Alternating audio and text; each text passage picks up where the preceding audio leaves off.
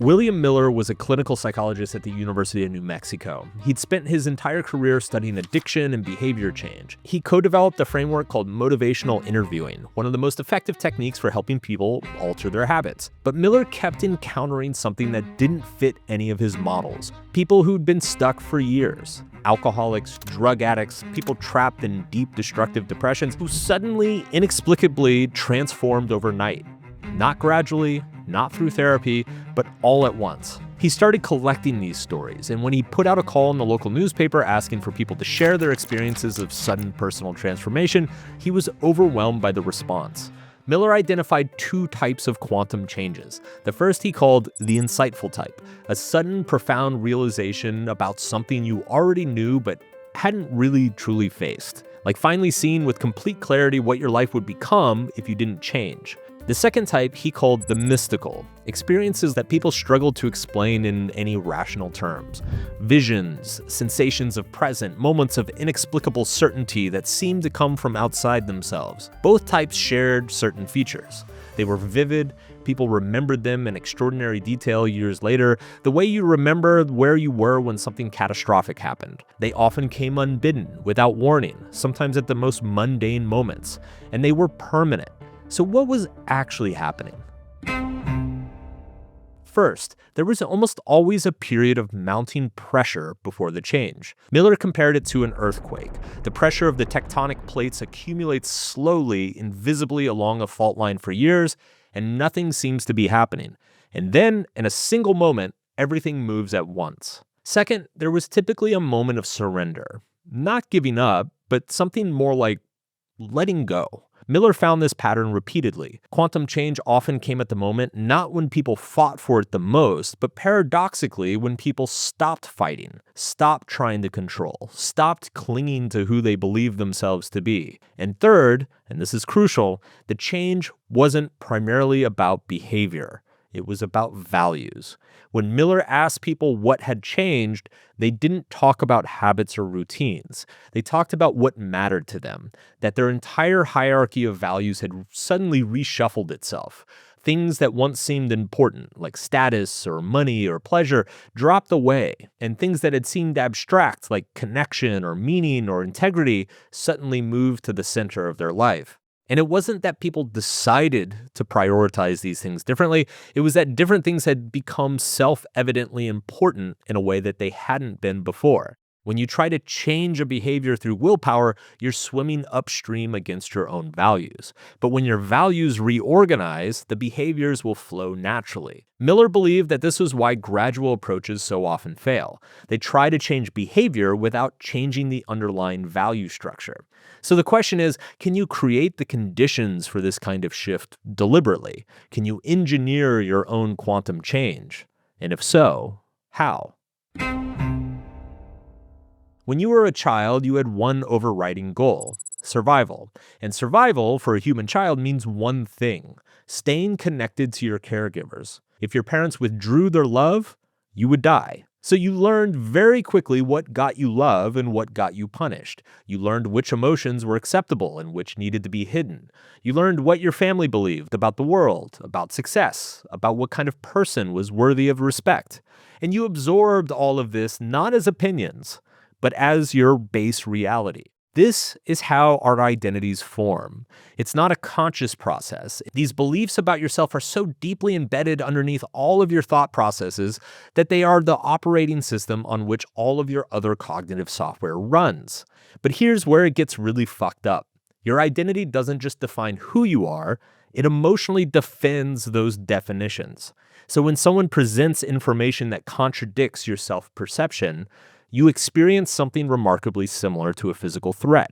Your heart rate increases, your stress hormones flood your system, and you feel the intense urge to punch that motherfucker in the face. This is why people cling to beliefs about themselves that are obviously harming them. It's why addicts deny that they have a problem. It's why people stay in relationships that make them miserable. It's why someone can know intellectually that they need to change, yet still find themselves on a couch at 4 a.m, covered in Cheeto dust and lube, and wondering what happened to them. In this way, our identities can become our psychological cages. We become trapped by how we define ourselves. And here's the most agonizing part of all of this. Most of these identity level beliefs that you hold, they're not even yours. They were installed by your parents who probably didn't know any better. They were inherited from a culture that needed you to be a certain way. They were incentivized by a system that benefited from your compliance. You've been running someone else's code your entire life, all while mistaking it for your own operating system. This is why behavior change is so hard. You're not trying to stop smoking or start exercising or learning to speak up for yourself. You're trying to act in ways that contradict your fundamental sense of who you are. And all of these behaviors, no matter how dysfunctional or dumb, they are a logical output of the underlying identity. Every behavior, no matter how awful, no matter how self-destructive, makes perfect sense once you understand the identity generating it.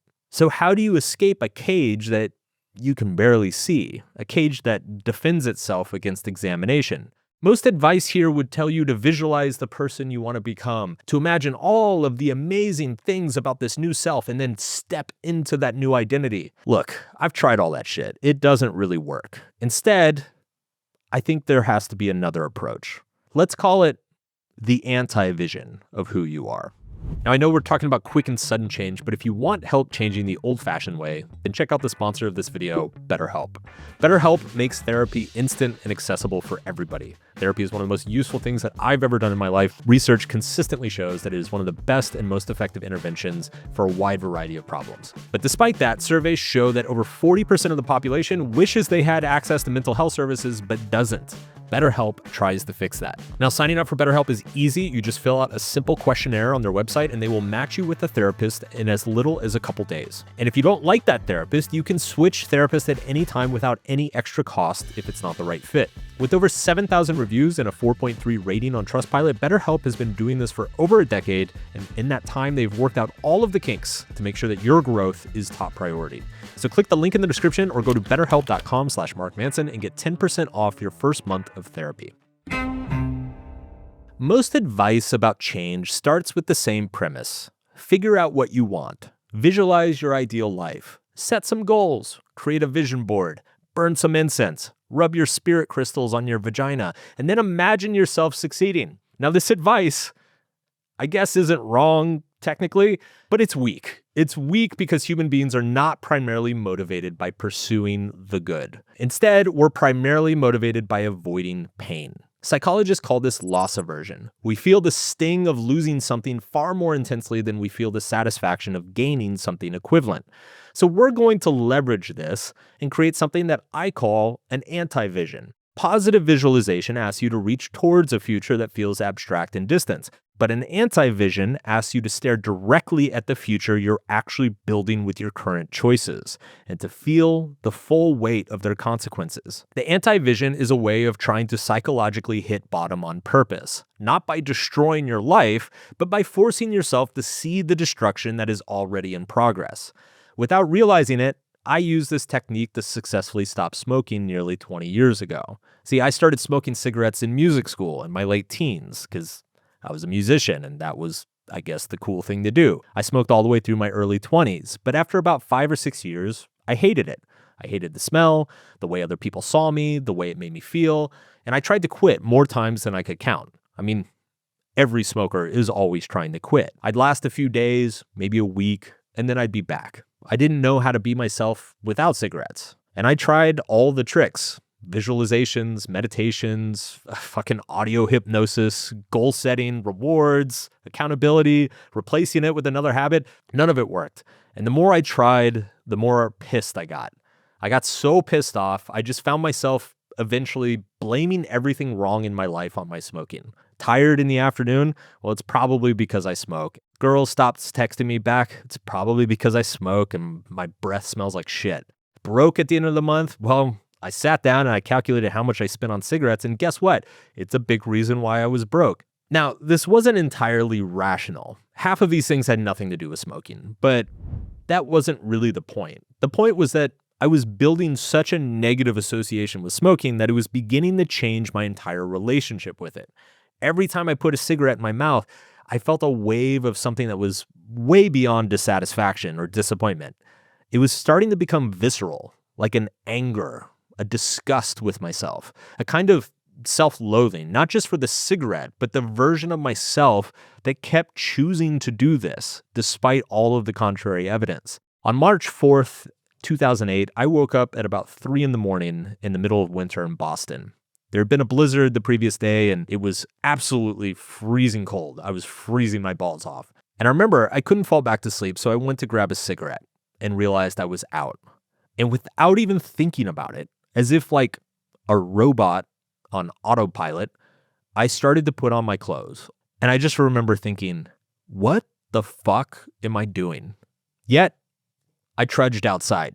It was well below zero. Wind was blowing. It hurt to be outside. And I just remember clomping through the snow towards the local mini mart with pure self-hatred in my heart. Got to the mini mart. I bought the fucking pack of cigarettes, and the whole time I just couldn't stop thinking about how insane this all was, how stupid I was. The conversation I had with myself that night was so brutal. It was meaner than any conversation I've probably had with another person in real life.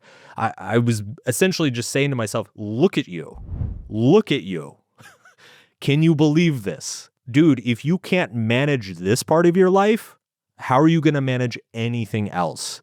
If you can't control this impulse in a blizzard at 3 o'clock in the morning, you can't control anything. The anger inside me grew and grew and boiled over to such a point, I felt like I was watching my future self die in front of me. I remember having that one cigarette, and I remember thinking to myself, enjoy it. This is the last one. And there was a certainty with that decision that I hadn't felt before. I quit smoking that night, not through willpower, but through absolute, utter disgust with myself. This is what an anti-vision does. It doesn't inspire you towards something better. It takes the vague sense that you should probably change and turns it into a visceral, ugly, emotional certainty that you cannot continue with the status quo. So take whatever it is about yourself that you want to change and simply make yourself hate it so much that you didn't think it was possible. Think of all of the ways, both reasonable and unreasonable, all of the ways that this trait hurts you and is holding you back and is violating and betraying the person that you could become. Make it absolutely impossible to tolerate this trait within yourself. Blame it for everything. Now, most people don't really want to do this. It sucks. It's painful to really look at what your current choices are building towards, and it's easier to stay in kind of a fog, vaguely dissatisfied, but not so unhappy that you're forced to do anything. The fog ultimately feels safer than angry clarity. But the fog is where your dreams go to die. The fog is where you wake up at 45 wondering, what the fuck did you do with your life? The fog is the cage, seen from the inside, where the walls are blurry enough that you can pretend that they're not there. The anti-vision burns off the fog. It forces you to see the walls clearly. But seeing the cage isn't the same as escaping it. For that, you need to find the cracks to pry them open. So everything that we've discussed so far, quantum change, identity as a cage, the anti-vision, finding the crack, it raises a pretty practical question. Can you do this deliberately? Can you engineer the conditions for your own transformation? Now, I believe you can. Not with certainty. I mean, transformation, it's not a machine that you put a quarter in and you get out a free stuffed animal, but you can dramatically increase the odds by asking the right questions. And you can create the psychological conditions that at least will make it more likely. So I put together a little 5-step framework that you can do in a single sitting, that you can theoretically change your life in one day. It's designed to do 3 things. Surface the identity that you've been protecting, build an anti-vision strong enough to make that identity intolerable, and find the crack that begins to break it. So let's start with step 1, which is surfacing some undesirable behaviors. So step 1 is very simple. We're just going to write out the behaviors that we'd like to stop doing. But for me, overeating, workaholism, I'm often emotionally aloof around the people I care about. I'm bad at asking for help. Now, the point of this exercise, you don't want to judge any of these things. You want to be as honest and vulnerable as possible. Like, what are you struggling with right now? What do you wish that you weren't doing as much or as often? These can be behaviors that you've been struggling with consciously for years and years and years. They can be things that are kind of subtly running in the background. For me, it's like the overeating has been an issue on and off pretty much my entire adult life. Workaholism, also an issue on and off throughout my entire adult life, although I work on it less. I try to do it. I'm not as worried about it. Social aloofness, that's been more of an issue since I quit drinking. I talked about that in some of my alcohol videos. And then not asking for help. I think this is actually, when I think about it, I think this is probably tied a little bit into the workaholism, in that I have a tendency to try to do too much on my own and not delegate or ask people for help. Step 2 is to look for the underlying identity that unites a lot of these behaviors, if not all of these behaviors. What is a way that I am defining myself that makes these behaviors a natural side effect? This gets tough. So I think there's a couple ways to go about this. One is to ask yourself, like, what are you actually feeling in the moments that you're doing these things? So for example, like when I'm overeating, it's because I've justified to myself that things are fine. I know what I'm doing. I deserve this. I worked out this morning, or I walked a lot of steps today, or whatever. So generally the feeling here is I'm fine. Workaholism, it's kind of similar. It's like when I think about how I am when I'm working too much, it's generally like I take on way too much. I put too much on my plate. This justification is always like, well, it's just a little bit more. But the thing is that a few days later, there's another thing that's only going to take a day or two, and then it's going to make everything easier. So there's kind of a similar justification that continuously goes on here. And then, of course, I think these two are kind of related. The social aloofness and the failure to ask for help. There's kind of just like a self-sufficiency, which actually that seems to kind of unite all of these, is that there's like an over-reliance on self and an under-reliance on others. So I could say that maybe the underlying identity here is something like I'm more reliable than others. Another way to think about it is I trust myself too much. That gets me into trouble. Overeating, workaholism used to get me in trouble with drinking too much. And now I trust others too little. So now we get to the painful part, which is the anti-vision, which is thinking about all of the many, many ways this fucks my life. Don't be realistic. Treat this identity that you've identified in step 2 and treat it like somebody you fucking hate. Like you really don't like this person. The same way like somebody you don't like, you find reasons that they're a bad person. Find reasons that this is a bad trait. Like find ways to blame things on this. So I'll just give a few examples, but you should go as hard. You should be as thorough in this step as humanly possible. So I'll say, wife complains that I'm checked out too often. I prevent my team from growing and learning new skills. I become a control freak. I make fewer friends. I get fat. Like go on and on and on. Like this should be the bulk of this exercise. Be as exhaustive as possible. Think about every negative experience in your life. Try to relate it back to this identity. Fuck you, identity. For step 4, let's write out the contrary identity. So in my case, it would be, I am less reliable than I think, and similarly, others are more reliable than I think. Now, what we want to do is we want to look for the crack. Like, what is the simple and small behavior that proves or enforces this new identity that feels contrary to who you are today, but also you recognize represents who you should be or who you would like to be. So for me, this question is like, what can I implement into my own life? What behaviors can I implement into my own life to enforce this new identity, to essentially trust myself less and force myself to trust other people more? Now, the interesting thing about the crack is that it should be something that is, if you're being objective, it is good for you. You know it's good for you, but it also makes you really nervous and uncomfortable. So I actually thought about this a lot this morning, because this is hard. And so I would encourage you to take time to kind of write out, journal, brainstorm until you kind of land on something. I would say it took me about 10 or 15 minutes of really thinking about this to land on something. And the thing that I landed on, I'm like, I'm nervous just to write it, which is the sign that it is a crack. Mine is hire a coach, which every fiber in my being wants to fucking puke just saying that out loud.